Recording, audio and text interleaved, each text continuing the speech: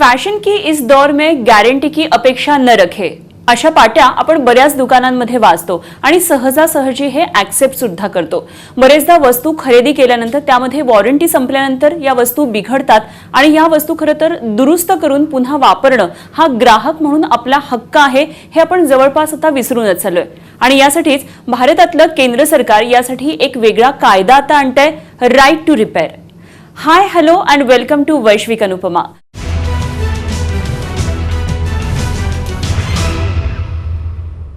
वैश्विक अनुपमा या सेगमेंटमध्ये विश्वभरातल्या वेगवेगळ्या घडामोडींचा भारतावर नेमका काय परिणाम होतो याविषयी आपण जाणून घेत असतो आणि तसाच आजचा विषय वैश्विक अनुपमाचा राईट टू रिपेअर। बरेचदा असं आपल्या लक्षात येतं की आपण एखादी वस्तू खरेदी करतोय आणि वॉरंटी संपण्याच्या आतच ती वस्तू बिघडते, मात्र ती वस्तू रिपेअर करणं हे आपल्या हातात असतं, मात्र ती आपण बरेचदा रिपेअर करत नाही कारण कंपनीने सांगितलेलं असतं की ही वस्तूचे स्पेअर पार्ट संपलेले आहेत आणि त्यामुळे ही वस्तू रिपेअर होऊ शकणार नाही आणि मग आपण ती वस्तू तशीच पडून ठेवतो आणि ती शेवटी ई कचऱ्यामध्ये त्याचं रूपांतर होतं। बरेचदा असंही लक्षात येतं की आई-वडिलांच्या काळातली एखादी वस्तू अजूनही वर्षानुवर्ष टिकते। असं का होतंय? या इलेक्ट्रॉनिक वस्तूंचा गॅजेट्सचा दर्जा घसरत चाललाय का? असे बरेच प्रश्न आहेत। मात्र या वस्तूंची निर्मिती करणाऱ्या कंपन्यांची सुद्धा काहीतरी जबाबदारी आहे आणि ग्राहक म्हणून या वस्तूंचा पूर्णपणे वापर करणं हे आपल्या हक्काचं आहे, हेही आपण सध्या विसरत चाललोय। ही मूळ संकल्पना आहे अमेरिकेतली साधारण 2012 मधली motor vehicle owners right to repair 2012 अशा नावाचा कायदा अमेरिकेमध्ये अस्तित्वात आहे आणि यामध्ये कुठल्याही वाहन निर्मिती कंपनीला आपल्या ग्राहकांना ते वाहन देत असताना वाहनाची विक्री केल्यानंतर मॅन्युअल देणं हे बंधनकारक आहे, जेणेकरून हे मॅन्युअल असं डिझाइन केलेलं असतं या वाहनामध्ये जर काही बिघाड झाला तर त्याची दुरुस्ती करणं हे ग्राहकांना सहज शक्य होतं आणि हीच खरं तर मूळ संकल्पना आहे राईट टू रिपेअरची। गेल्या काही काळामध्ये जेव्हा कोरोना आला होता साधारण 2019 मध्ये युरोपियन कंट्रीजमध्ये एक चर्चा नेटिझन्समध्ये घडू लागली, ती म्हणजे ई कचरा गेल्या काही वर्षांमध्ये वाढत चाललाय। आपण जेवढ्या प्रमाणामध्ये गॅजेट्स वापरतोय आणि त्यानंतर त्याच्यामध्ये जो बिघाड निर्माण होतो त्यामुळे त्याचा जो कचरा तयार होतो त्यामुळे अर्थातच पर्यावरणाची हानी होते आणि म्हणूनच युरोपियन कंट्रीजनं असं ठरवलं की राईट टू रिपेअर नावाचा कायदा आणायचा। या कायद्यानुसार जर तुम्ही एखादी इलेक्ट्रॉनिक वस्तू किंवा गॅजेट तयार केलं तर ते वर्षानुवर्ष टिकावं, किमान 10 वर्ष तरी टिकावं किंवा त्याचे स्पेअर पार्ट हे बाजारामध्ये उपलब्ध असावेत, जेणेकरून ती वस्तू तशीच पडून राहणार नाही आणि कचरा वाढणार नाही। अशा प्रकारचे अनेक उपाय यामध्ये करण्यात आले आणि हाच कायदा आता ऑस्ट्रेलिया, अमेरिका त्याचप्रमाणे अनेक युरोपियन कंट्रीजमध्ये पाळला जातो आणि म्हणूनच भारताने सुद्धा या संदर्भात आता सकारात्मक पाऊल उचललेलं आहे आणि म्हणूनच भारतात सुद्धा या कायद्याची फ्रेमवर्क तयार करण्याचं काम सुरू झालेलं आहे। त्यासाठी भारत सरकारनं एक समिती गठीत केलेली आहे आणि कुठकुठल्या वस्तू या कायद्याअंतर्गत आणता येईल या विषयावर सध्या चर्चा सुरू झालेली आहे। तर या कायद्याअंतर्गत कुठकुठल्या वस्तू येतील त्यावर आपण एक नजर टाकूया।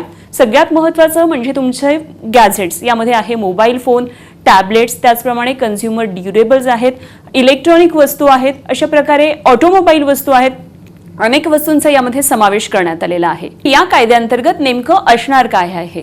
उत्पादक कंपन्यांना आपल्या वस्तूचे सर्व मॅन्युअल्स हे ग्राहकांना उपलब्ध करून देणं वस्तू विक्रीच्या वेळी हे अत्यंत बंधनकारक असणार आहे।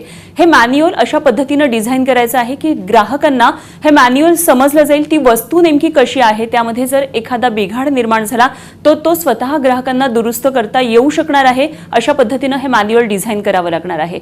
दुसरी महत्त्वाची गोष्ट, बरेचदा एखादी वस्तू विशिष्ट सर्व्हिस सेंटरलाच नेऊन आपल्याला ती दुरुस्त करावी लागते। जसं की तुमच्याकडे फॉर एक्झाम्पल आयफोन आहे, जर तुमच्याकडे आयफोन असेल तर त्याच्यामध्ये काही बिघाड निर्माण झाला तर आपल्याला तो आयफोन स्टोअरमध्ये, ॲपल स्टोअरमध्ये न्यावा लागतो आणि त्याच सर्व्हिस स्टेशनला जाऊन आपल्याला त्यातला दुरुस्त करावा लागतो किंवा नवीन वस्तू खरेदी करण्याशिवाय मग आपल्याकडे पर्याय नसतो।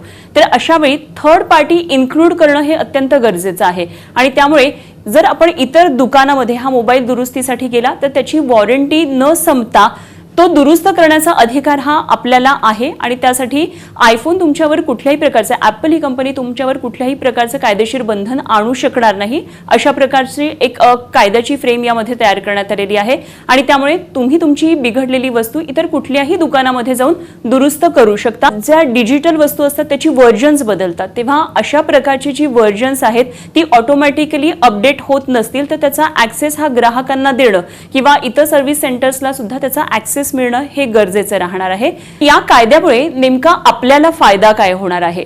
तर एखादी वस्तू बिघडली आणि ती जर दुरुस्त होत नसेल तर आपण लगेचच दुकानामध्ये जातो आणि दुसरी वस्तू खरेदी करण्याची तयारी करतो. म्हणजेच जर हा कायदा आला तर आपल्या वस्तूचं आयुष्यमान वाढेल आणि आपल्याला वॉरंटी नसताना सुद्धा ती वस्तू दुरुस्त करून वापरण्याचा हक्क आपल्याला मिळेल. दुसरी महत्त्वाची गोष्ट, यातून आपला पैसा वाचणार आहे. सातत्यानं नवीन वस्तू खरेदी करण्यामध्ये आपला जो पैशांचा अपव्यय होतो तो पैसा सुद्धा वाचणार आहे.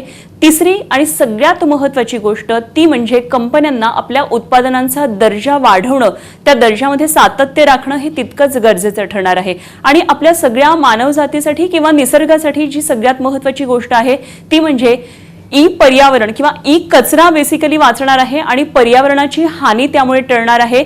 हा ई कचरा निर्मितीच होणार नाही आणि त्यामुळे पर्यावरणाचा जो समतोल आहे तो बिघडणार नाही आणि त्यामुळे आपण पर्यावरणासाठी सुद्धा काहीतरी करतोय ही भावना आपल्या मनामध्ये निर्माण होणार आहे. आणि त्यामुळेच हा कायदा येणं अत्यंत गरजेचं आहे आणि त्याचं पालन करणं एक निसर्गाचा भाग म्हणून आपल्याला सुद्धा तितकंच गरजेचं आहे.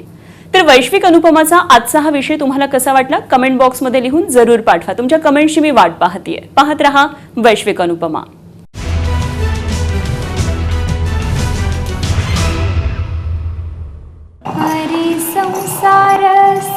बहिणाबाईंची जात्यावरची ओवी म्हणजे